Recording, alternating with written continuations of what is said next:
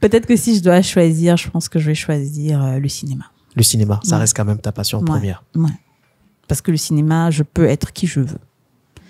Aujourd'hui, avec l'animation, je peux pas être qui je veux. Parce que la télé, c'est pas du faux. C'est du vrai. On connaît ma personnalité. On voit qui je suis. Mais au cinéma, je peux être méchante, je peux être mauvaise, je peux être sorcière. Je m'amuse à être ce que je veux. Voilà, okay. Et ça, c'est bien. Mais du coup, en animatrice télé, est-ce que tu le fais parce que ça paye? En tout cas, ça paye bien. Ça paye bien? En tout cas, pourtant, on n'a pas l'impression que ça paye bien. On n'a pas l'impression que ça, c'est où? Pas pour toi, non, mais pour d'autres animateurs. Mais est-ce que ces personnes-là sont à NCI? Ah, ok. Donc ça, c'est NCI. Petite pub sur le côté. Toi aussi. Non, c'est pas petite pub, c'est la vérité. Je te promets. Ah bon? Moi, si c'est pas bien payé, je serais pas là-bas. Une fourchette? Ne dis pas. Oh, mais en fait, toi, tu viens, Djoula, tu veux pas partager tes chiffres. Non, mais c'est bien payé. Mais c'est bien payé, quand même. Donc, si tu ne fais que présentation télé avec NCI, tu peux bien vivre. Sans le reste. Pas moi, parce que moi, j'ai quand même un train de vie. Claire. Mais une personne, NCI, le salaire de NCI n'a rien à envier à des hauts cadres de ce pays. Je peux te le promettre. Mais forcément, l'animatrice principale ne gagne pas la même chose que les chroniqueuses. Oui, bien sûr. Est-ce qu'en tant que chroniqueuse, on peut aussi espérer avoir un salaire correct? Oui.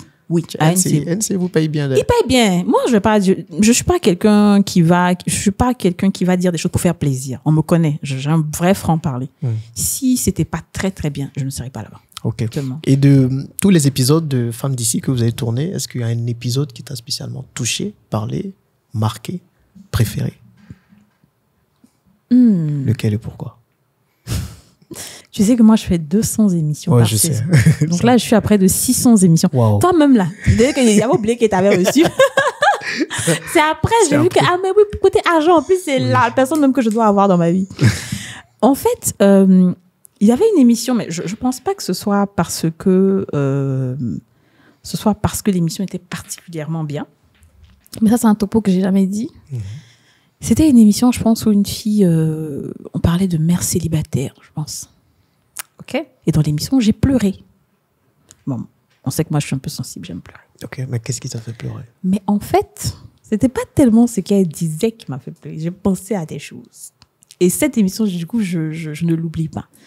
Parce que 5 minutes avant de prendre l'antenne, on m'appelle de la maison, ma nounou, pour me dire, c'était au début, hein, que mon fils de 6 mois et tout a convulsé et il est presque dans le coma. Wow.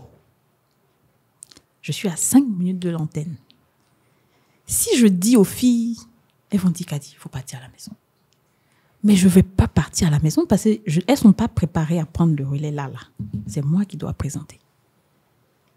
Donc, j'étais tellement... C'est-à-dire, j'avais que 2 choix. Ou je laisse, je pars, ou je continue. Mais je me connais. Je vais jusqu'au bout, généralement. Donc, j'ai dit à la nounou, prends un taxi, va à l'hôpital. J'ai appelé la pédiatre. Je lui ai dit, occupe-toi de l'enfant. La nounou dit, tante, souvent quand on s'en va là-bas, les gens disent que on fait le rang et tout et tout. Je lui ai dit, l'état dans lequel il est là, dès que tu arrives, tu dis au vigile que c'est le fils de Kadi Touré. J'ai appelé la pédiatre. Je lui ai dit, je suis en train de prendre l'antenne. Mon fils est dans un coma. Je ne peux pas laisser l'émission. Je te jure. Et j'avais les larmes. Les filles ont senti que j'étais bizarre. Kadi, il y a quoi? Si je parlais aux filles, j'allais commencer à pleurer. Je dis, on y va, on commence. La pédiatre dit, OK, on va s'occuper de lui. Elle aussi, elle a couru, elle est partie. Mais pendant toute l'émission, pendant que les invités parlaient, moi, ma tête, là, on allait peut-être m'annoncer le décès de mon enfant, quoi, en fait. Donc, j'étais là, j'écoutais, mais j'étais pas là, j'écoutais. Et à aucun moment, tu t'es dit, je vais laisser l'émission pour aller retrouver mon fils, quand même? Pourquoi? Parce que quand même, la vie de ton fils est plus important que tout ça. Qu'est-ce que je vais faire si je suis là-bas? Je fais quoi? À part pleurer. Tu vas être avec lui, tu vas l'accompagner. Non, mais c'est pas de ça qu'il a besoin. Il a besoin de médecins, il a besoin de professionnels. Est-ce que c'est ta détermination dans la carrière et de bien faire les choses qui t'a poussé du coup à choisir l'émission plutôt que ton fils? Parce que c'est une impression qu'on pourrait avoir. Alors, c'est pas peut-être une impression, mais c'est parce que si on me l'avait dit il y a 2 heures de temps, 2 heures, je serais partie. Mais à 5 minutes, là, les filles, là, ça dit que tu casses tout un système alors que tu dois passer à l'antenne. Tu vois ce que je veux dire? Donc, il y a la vie de l'enfant, c'est vrai, mais après... Et puis, il y a tout le système, toute la régie, toute l'équipe. Tu vois ce que je veux dire? Alors que si tu vas là-bas, tu ne peux rien faire. C'est vrai, c'est le médecin finalement. C'est le médecin qui doit faire quelque chose. Donc, cette émission-là, je l'ai gardée. Et quand j'ai fini l'émission, que j'ai dit aux filles, elles disent quoi? Tu es malade! C'est clair. Cathy! Ça commence à pleurer pour me laisser. Je dis, ça va aller. J'ai prié, j'ai confié à Dieu. Dès que j'ai fini l'émission, paf, direction hôpital. On l'avait déjà remis sur pied. Ils avaient déjà fait le nécessaire et tout et tout. Moi, je suis allée, j'ai passé la nuit avec lui. Voilà, il était content. Et puis voilà. Ça en est sorti. Oui, bien sûr. Oui, Dieu merci. C'était un truc, on dit là, qu'il y avait un trop plein de sel. D'accord. Qu'il avait mangé trop de sel ou un truc comme ça, tu vois. Donc, je veux dire, c'est vrai que j'arrive souvent à prendre c'est comme un chef d'État. Il y a des décisions que tu dois prendre dans la vie quand tu es face à certaines choses. C'est pas tout le monde qui peut prendre. Moi, si des gens me disent non, Kadi, ça ne me dérange pas. On pense ça. Chacun a ça. On dit que t'as pas de cœur. C'est quel genre de femme ça? Ouais, bien sûr, chacun pense ce qu'il veut. Mais moi, je me dis, à partir du moment où, si je vais quelque part, je ne peux rien faire. Si, quand je pars, je peux le lever tout de suite, je fais. Là, il n'y a pas de problème. J'y vais. Mais honnêtement, je ne peux rien faire. Oh, pour certains, ça va être dur à entendre. Oui, je sais. Ça va être très dur à entendre. Surtout en tant que maman. C'est ça. Je sais. Alors que ce fils-là, c'est mon ombre.